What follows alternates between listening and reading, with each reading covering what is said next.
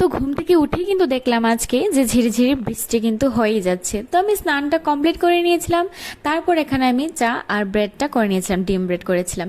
Good morning and welcome to my YouTube channel. তো আশা করি তোমরা সকলেই খুব ভালো আছো, আমিও কিন্তু ভালো আছি। তো টিফিনটা আমি কমপ্লিট করে নিয়েছিলাম, তারপর ও চলে এসেছিল বাড়িতে।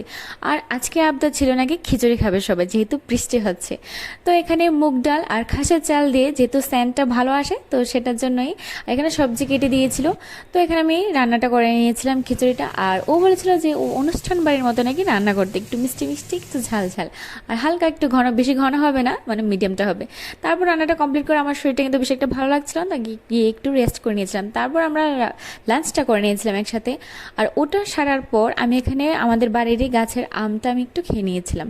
তো রেস্ট করে ভাবলাম যে অনেক দিন তো হয়ে গেছে, একটা শ্যুট করে নিই, একটু ভিডিও করব আজকে। তো আমি এখানে রেডি হয়ে গেছি, আর আমি কিন্তু একদমই মাথায় ছিল না যে বাইরে বৃষ্টি হচ্ছে, ভেবেছিলাম যে বারান্দাতে একটু করে নেব। তো আমি রেডি হওয়ার পর ও বললো যে কি হলো, বৃষ্টি হয়েছে, চল একটু ছাদে, আমি তোমাকে ভিডিওটা করে দেবো। তো আমি তো মানে ড্রেস ভিজে যাবে, তো সেটার ভয়ে আমি যাচ্ছিলাম না। তো যাই হোক, কিছু ভিডিও করে নিয়েছি। তোমরা অবশ্যই কিন্তু লাইক করতে ভুলবে না, আর নিশ্চয়ই কিন্তু চ্যানেলটাকে সাবস্ক্রাইব করে দেবে। তো এসে কিন্তু পেটে আমার একটু ব্যথা হচ্ছিল, তো গরম জলের শেকটা নিয়ে নিয়েছি।